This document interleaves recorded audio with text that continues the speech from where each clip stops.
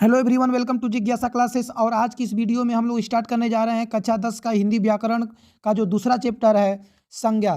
तो इस चैप्टर से जितने भी हमारे महत्वपूर्ण ऑब्जेक्टिव प्रश्न हैं परीक्षा के दृष्टिकोण से, उसको हम लोग पढ़ेंगे। तो आइए स्टार्ट करते हैं। तो पहला प्रश्न है आपका कि सफल का भाववाचक संज्ञा है। सफल का भाववाचक संज्ञा है। ए है आपका असफलता, बी है आपका सफल, सी है आपका सफलता और डी है आपका असफल। तो इसका करेक्ट आंसर हो जाएगा ऑप्शन नंबर सी, जो हमारा सफल है। सफल का भाववाचक संज्ञा क्या होगा? सफलता होगा। अगला प्रश्न है, केजरीवाल को सफलता मिली वाक्य में सफलता कौन संज्ञा है? ए जातिवाचक, बी भाववाचक, सी व्यक्तिवाचक और डी समूहवाचक। तो इसका करेक्ट आंसर हो जाएगा ऑप्शन नंबर कौन सा? बी, जो केजरीवाल को सफलता मिली इसमें कौन सी संज्ञा है? भाववाचक संज्ञा है। अगला प्रश्न है, मेरी निर्धनता पर दया करो, भाववाचक संज्ञा चुने। तो कह रहा है कि मेरी निर्धनता पर दया करो, इसमें कौन सी संज्ञा भाववाचक संज्ञा है? ए मेरी, बी निर्धनता और डी जो सी है दया और डी करो। तो इसका करेक्ट आंसर होगा ऑप्शन नंबर कौन सा? बी। इस वाक्य में जो निर्धनता शब्द है यह हमारा क्या है? भाववाचक संज्ञा है, भाव प्रकट कर रहा है। अगला प्रश्न है, जाति का भाववाचक संज्ञा कौन है? जाति का भाववाचक संज्ञा कौन है? ए जातीयता, बी जाति, सी जातीयता और डी जातीय। तो इसका करेक्ट आंसर हो जाएगा कि जो जाति शब्द है इसका भाववाचक क्या होता है? जातीयता। क्या होता है? जातीयता। तो ऑप्शन जो हमारा ए है वो क्या हो जाएगा? करेक्ट हो जाएगा। अगला प्रश्न है, निम्नांकित में भाववाचक संज्ञा कौन है? निम्नांकित में भाववाचक संज्ञा कौन है? ए जाति, बी राष्ट्र, सी मानव और डी बचपन।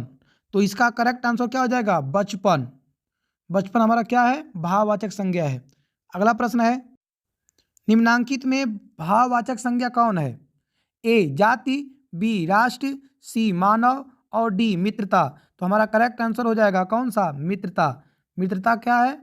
मित्रता एक आपकी कैसी, जो मित्रता शब्द है इसमें क्या है? भाववाचक संज्ञा है। अगला प्रश्न है, निम्नांकित में भाववाचक संज्ञा कौन है? जाति, मनुष्यता, मानव, राष्ट्र। इसका करेक्ट आंसर हो जाएगा ऑप्शन नंबर कौन सा? बी, जो मनुष्यता है इसमें भाववाचक संज्ञा है। अगला प्रश्न है, निम्नांकित में समूहवाचक संज्ञा कौन है? गुच्छा, राष्ट्र, मानव या फिर मित्रता। तो जो समूहवाचक संज्ञा है इसका करेक्ट आंसर क्या हो जाएगा? ऑप्शन नंबर जो ए है गुच्छा। गुच्छा में कौन सी संज्ञा है? समूहवाचक संज्ञा है।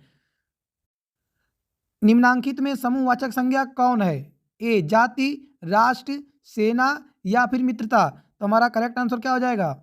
ऑप्शन नंबर सी, सेना। सेना में क्या है आपका? समूहवाचक संज्ञा है।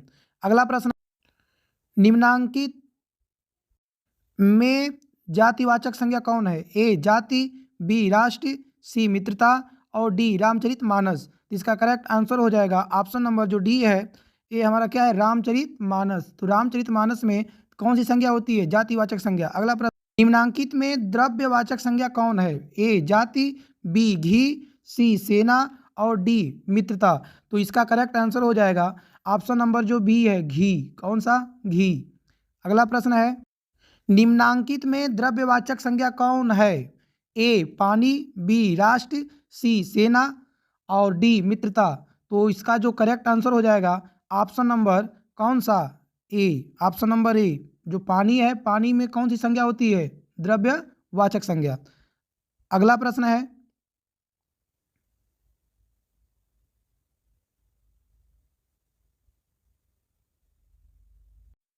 निम्नांकित में द्रव्यवाचक संज्ञा कौन है? ए जाति, बी शराब, सी सेना और डी मित्रता। तो इसका आंसर क्या हो जाएगा? ऑप्शन नंबर बी शराब। अगला प्रश्न है, किसी व्यक्ति, वस्तु, स्थान, भाव आदि के नामों को बोध कराने वाले शब्दों को क्या कहते हैं? ए संज्ञा, बी सर्वनाम, सी क्रिया या फिर उसको क्या बोलते हैं? विशेषण। तो इसका करेक्ट आंसर हो जाएगा ऑप्शन नंबर कौन सा? ए संज्ञा। संज्ञा किसे कहते हैं? तो किसी व्यक्ति, वस्तु, स्थान के नाम को क्या बोलते हैं? संज्ञा बोलते हैं। तो ऑप्शन ए क्या हो जाएगा? हमारा करेक्ट हो जाएगा। अगला प्रश्न, संज्ञा के कितने भेद होते हैं? ए 2, बी 4, सी 5, डी 6। करेक्ट आंसर होगा ऑप्शन नंबर कौन सा? सी, ऑप्शन नंबर सी 5। अगला प्रश्न है, किसी विशेष व्यक्ति या स्थान को बोध कराने वाले शब्दों को कहते हैं। ए व्यक्तिवाचक संज्ञा, बी जातिवाचक संज्ञा, सी द्रव्यवाचक संज्ञा और डी समूहवाचक संज्ञा। तो इसका करेक्ट आंसर हो जाएगा ऑप्शन नंबर कौन सा, ए। व्यक्तिवाचक संज्ञा किसे कहते हैं, जिन शब्दों से किसी विशेष व्यक्ति या फिर स्थान का जो नाम होता है उसका बोध होता है, उसे क्या बोलते हैं, व्यक्तिवाचक संज्ञा बोलते हैं। अगला प्रश्न है, किसी वस्तु या प्राणी की संपूर्ण जाति का बोध कराने वाले शब्दों को कहते हैं।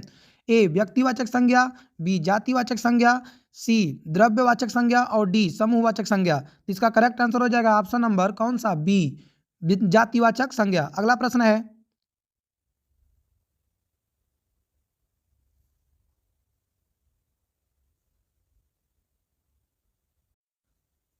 व्यक्ति या पदार्थ के धर्म या गुण का बोध कराने वाले शब्दों को कहते हैं।